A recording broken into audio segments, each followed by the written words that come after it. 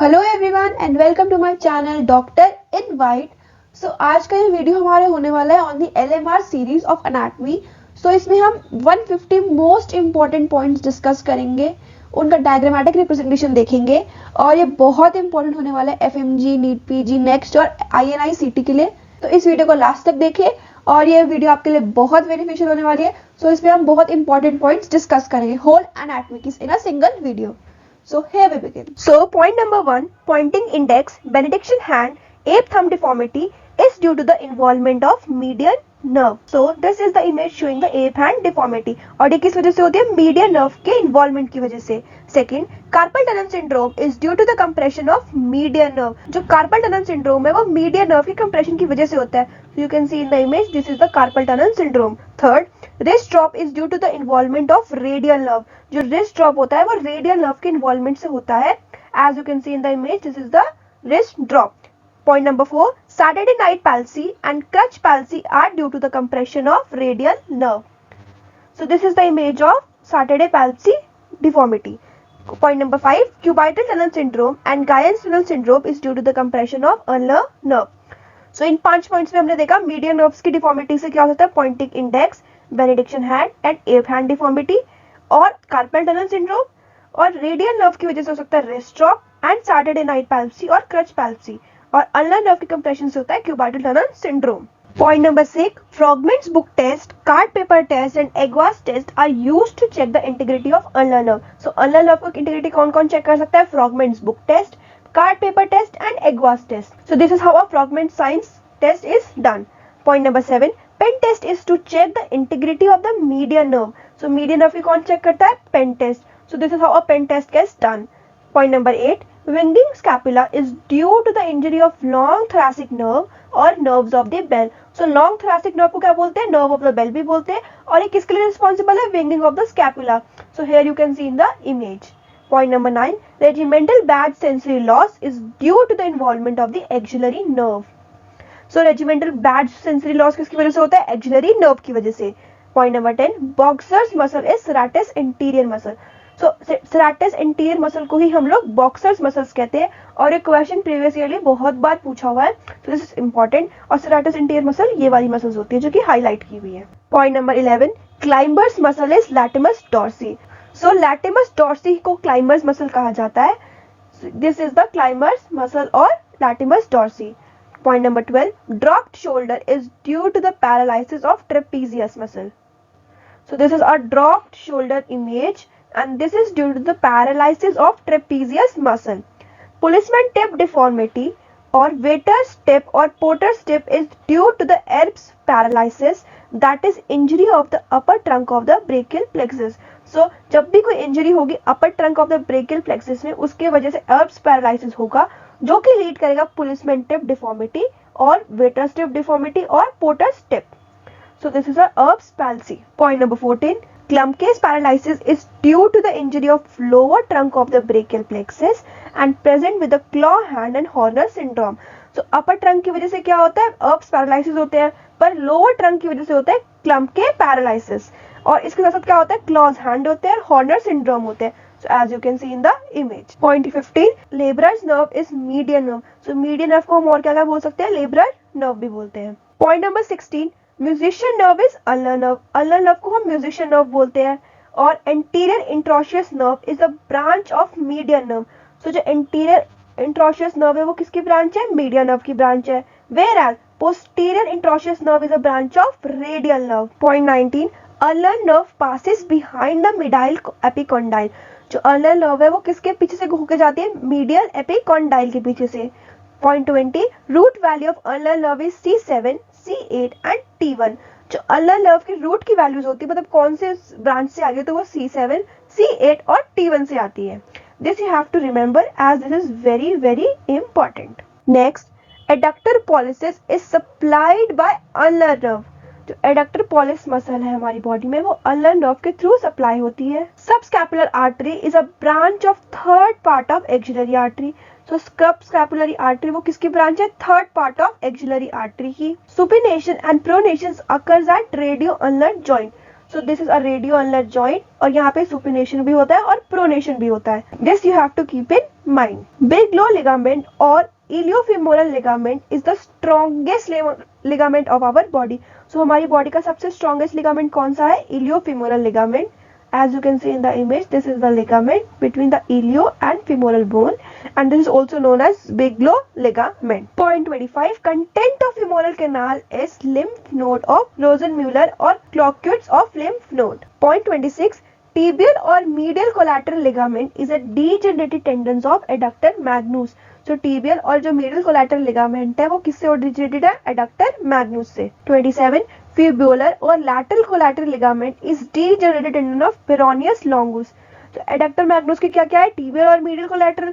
But peroneus की क्या है? Fibular और lateral collateral. So this you have to keep in mind. Trendelenburg sign and lurching gait is due to the superior gluteal nerve injury. ये किसकी वजह से होता है? superior gluteal nerve की injury की वजह से होता है.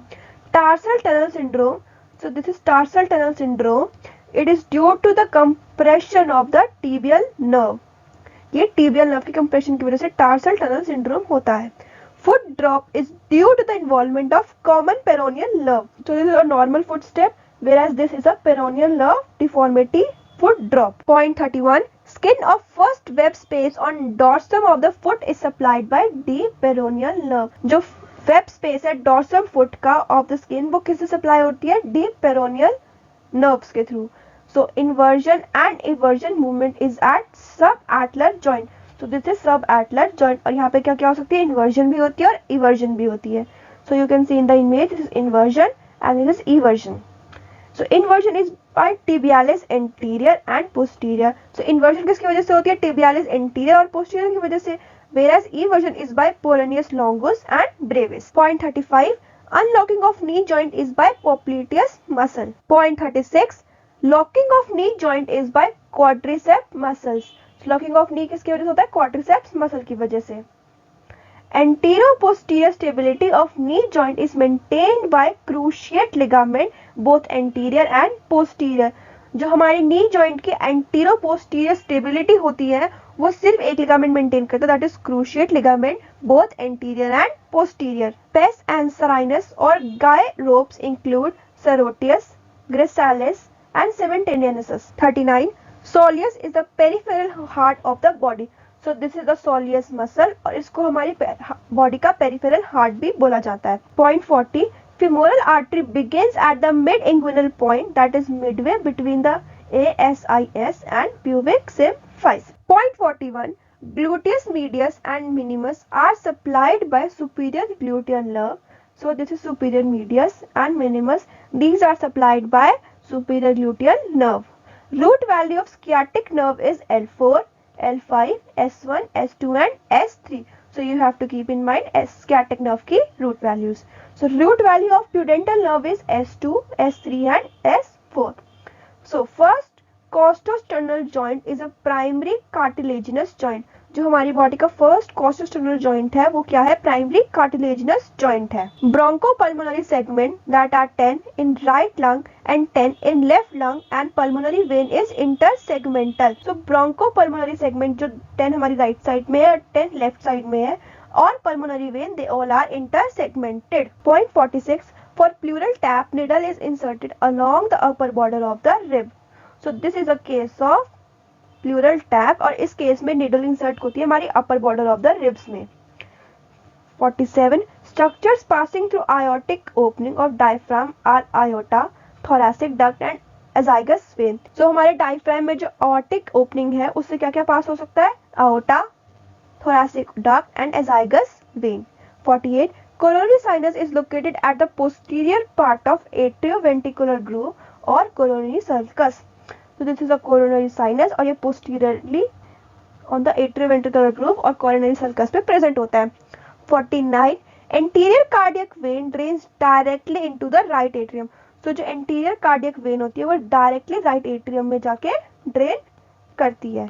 Right coronary artery takes origin from right or anterior aortic sinus.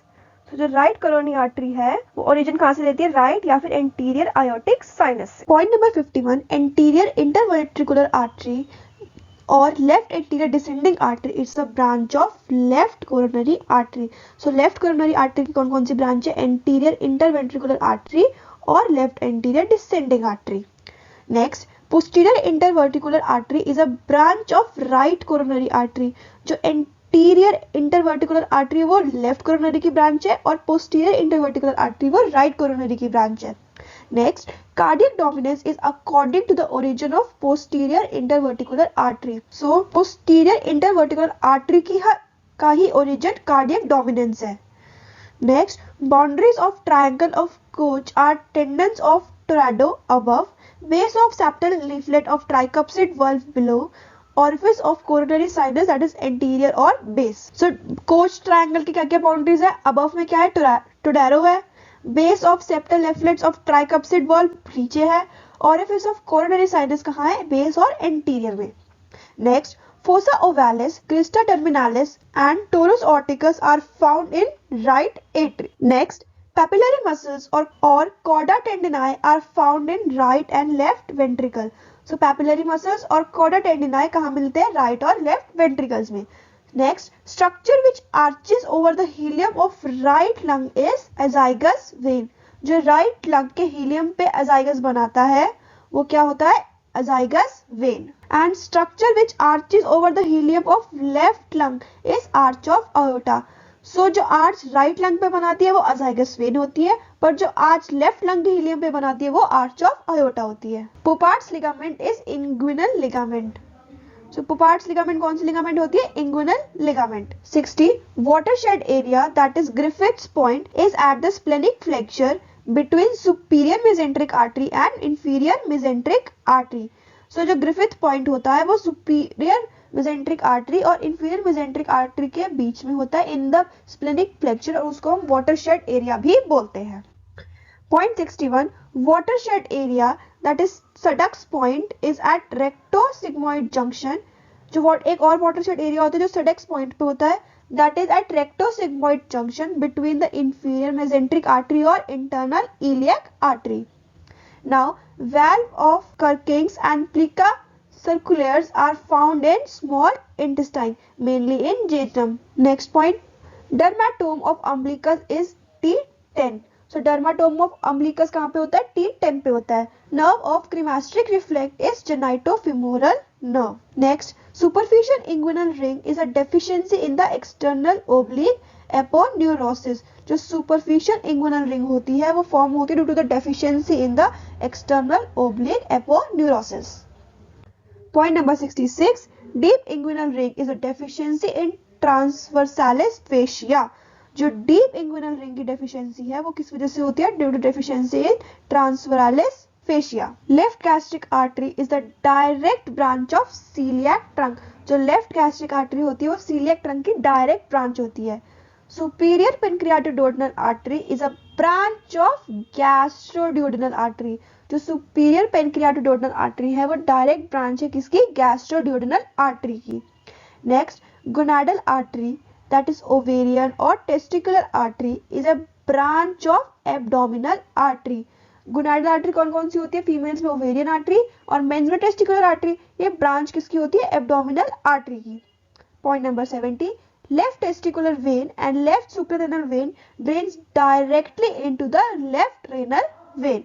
जो लेफ्ट टेस्टिकुलर वेन होती है और जो लेफ्ट सुप्रारेनल वेन होती है वो डायरेक्ट कहाँ जाके ड्रेन करती है? In the left renal vein. Point number 71. Normal angle of anti-flexion of the uterus is 125 degrees. So जो हमारी यूट्रस का anti-flexion normal angle होता है वो 125 degrees होता है। 72. Contents of leadorenal ligament are tail of pancreas and splenic artery. So leadorenal ligament का जो contents है वो क्या है? Tail of the pancreas और splenic artery. 73. Portal vein is formed by the union of splenic and superior mesenteric vein. So portal vein किस किस से form होती है? Union of splenic and superior mesenteric vein से। Houston valve is found in rectum. So rectum में Houston valve हमें मिलती है।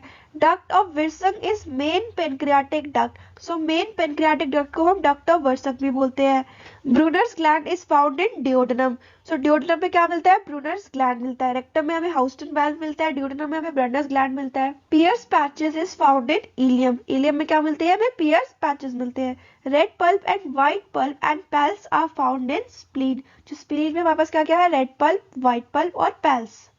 79 place space of Disse is found in liver. Space of Disse कहाँ होती है? लिवर में होती है। Duct of Bellini and Malpighian corpuscle is found in kidneys. तो किडनी में क्या क्या है? Duct of Bellini and Malpighian corpuscle. Below the vocal cords is recurrent laryngeal nerve. So sensory supply larynx का जो वोकल कॉर्ड्स के below है वो कौन सा है? Recurrent laryngeal nerve. Skin around the angle of the mandible. जो angle of the mandible के पास की स्किन होती है वो किसकी सप्लाइड है? ग्रेटर ऑरिक्यूलर नर्व की। Lateral pterygoid helps in depression of the mandible. तो जो मैंडिबल का डिप्रेशन फॉर्म्ड होता है वो किसकी वजह से होता है? लेटरल टेरिगॉइड की वजह से। Safety muscle of tongue is genioglossus. Taste sensation from anterior 2/3 of the tongue is carried by chorda tympani. So हमारी टंग का 2/3 of the sensation anteriorly कौन कैरी करता है? chorda tympani. Vertebral artery is a branch of third part of subclavian artery. So vertebral artery किसकी branch है? Third part of the subclavian artery की. Nasolacrimal ducts open in the inferior meatus of the lateral valve of nasal cavity. So nasolacrimal duct है वो कहाँ open होती है? In the inferior meatus किसके? lateral wall of the nasal cavity के। Muscles of the mastication are temporalis, masseter, medial and lateral pterygoid, and these are all supplied by mandibular nerve. So muscles of the mastication 4 होती है और उनको कौन supply करता है? mandibular nerve. Superior labial artery is a branch of facial artery. So labial artery किसकी branch है? facial artery की। Largest and the thickest cranial nerve in our body is trigeminal nerve. So हमारी body की सबसे thickest और largest nerve कौन सी हुई? Trigeminal nerve. So now point number 101. Most slender and the thinnest cranial nerve is trochlear nerve. So thickest nerve थी हमारी trigeminal nerve और thinnest nerve है हमारी trochlear nerve. Cranial nerve with the longest intracranial course is trochlear nerve. Cranial nerve सबसे ज्यादा intracranial course जिसके पास वो है trochlear nerve. Cranial nerve with the longest extracranial course is vagus nerve. Cranial nerve with the longest intraosseous course is facial nerve. So thickest हमारी trigeminal हो गई, thinnest हमारी trochlear हो गई, longest intracranial course किसका है? trochlear nerve का, longest extracranial course किसका है? vagus nerve का और longest intraosseous course किसका है? facial nerve का. Now only nerve which emerges on the dorsal aspect of the brainstem is trochlear nerve. एक लौती cranial nerve जो हमारी dorsal aspect of the brainstem पे अकर होती है वो है trochlear nerve. Cranial nerve which is most commonly involved in increased intracranial pressure is abducent nerve. जो intracranial pressure increase करती है वो कौन सी है? abducent nerve. Cranial nerve which is most commonly involved in intracranial aneurysm is oculomotor nerve. Pure sensory cranial nerve is 1, 2 and 3. सबसे pure sensory cranial nerve कौन सी है? 1, 2 and 3. Pure motor cranial nerves are 3, 4, 6, 11 and 12. Mixed cranial nerves are 5, 7, 9 and 10. So you have to keep in mind these 3 points are damn important. Cranial nerves carrying parasympathetic fibers are 3, 7 and 9. So जो parasympathetic fibers है cranial nerves की वो कौन कौन सी है? 3, 7, 9 and 10. First branch of the facial nerve या फिर branch from the geniculate ganglion is greater petrosal nerve. Next, optic radiation is related to lateral geniculate body and auditory radiation is related to median geniculate body. So you have to keep in mind that optic radiation किससे होती है? lateral geniculate से और medial geniculate से क्या होती है? हमारी optic auditory radiation. Arcuate fasciculus connects motor और varicose and sensory and vernic speech areas. So arcuate क्या क्या connect करता है? motor और varicose को और sensory और vernic speech areas को. Corpus callosum is an example of commissural fibers. visual area of cortex is supplied by posterior cerebral artery. So हमारे visual area of the cortex को कौन supply करता है? posterior cerebral artery. Subarachnoid space ends at S2. जो सब एरिक्नोइड space होते हैं वो कहाँ एंड करते हैं? S2 पे. Lateral spinothalamic tract is connected with pain and temperature. Anterior spinothalamic tract is concerned with crude touch and pressure. Dorsal column is concerned with fine touch, vibration and conscious proprioception. So lateral spinothalamic किससे connect हुआ? Pen और temperature से. Anterior spinothalamic किससे connect हुआ? Crude touch और pressure से. और dorsal column किससे कनेक्ट हुआ? Fine touch, vibration and conscious proprioception. Now point number 121, rubrospinal tract is a extrapyramidal tract. So rubrospinal tract कौन सा है हमारा? extrapyramidal tract है. Haploid number of chromosome is seen in secondary spermatocyte. Secondary spermatocytes में हमारे haploid number of chromosomes होते हैं. Implantation occurs at the 6 और 7 days at the stage of blastocyst. So stage of blastocyst के 6 और 7 days पे implantation occur होती है. Derivative of ventral mesogastrium are lesser omentum, falciform ligament and coronary ligament and triangular ligament. So derivative of dorsal mesogastrium are greater omentum, gastrosplenic ligament, gastrophrenic ligament and lienorenal ligament. And diaphragm is formed by septum transversum, cleoperitoneal membrane, dorsal mesentery of esophagus and lateral body of wall of mesoderm. So ventral mesogastrium में कौन कौन से derivatives हुए?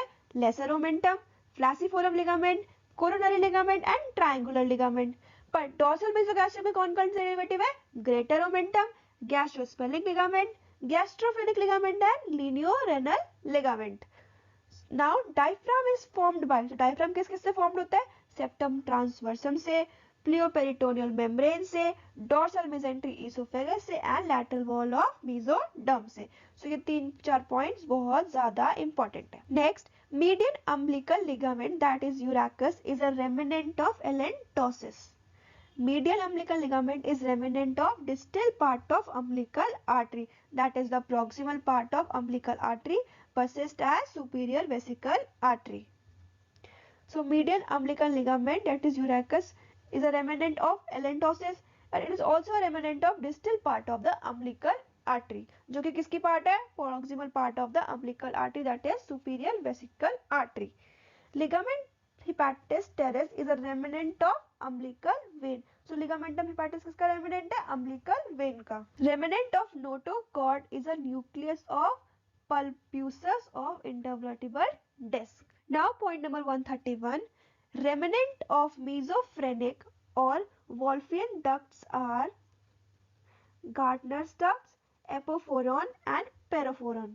So mesophrenic का remnant और Wolffian duct का remnant कौन सा है? Gartner's ducts, epoophoron and पेरोफोरॉन.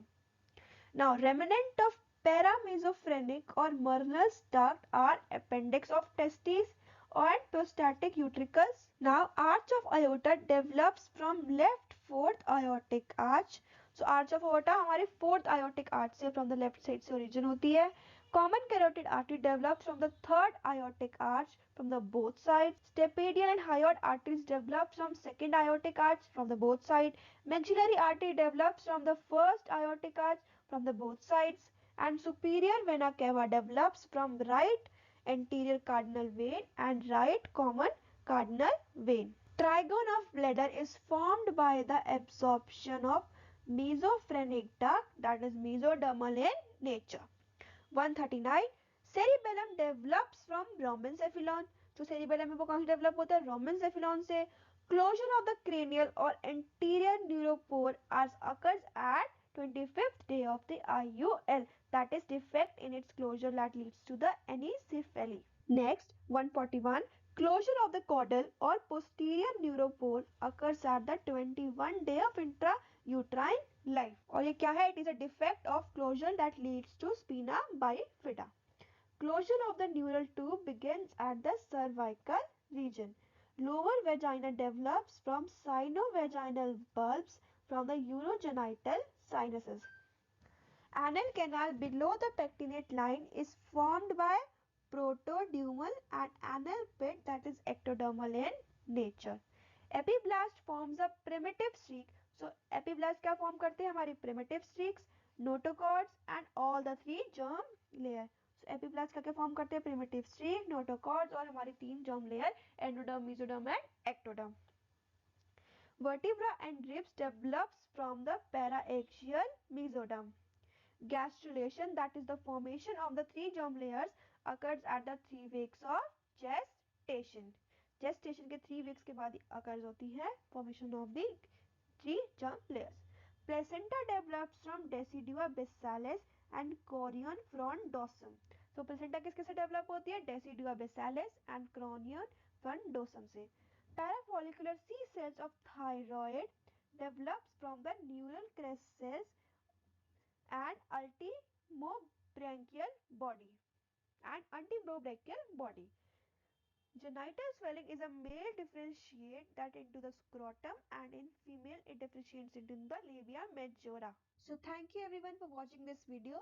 अगर आपको ये वीडियो पसंद आए तो प्लीज जाके चैनल को सब्सक्राइब कीजिएगा और इस वीडियो को लाइक करेगा, और कोई भी इम्प्रूवमेंट आपको अगर लगे इस मेरे पढ़ाने में तो प्लीज मुझे कमेंट सेक्शन में बताइएगा। एंड नेक्स्ट वीडियो हमारी बहुत जल्द आने वाली है।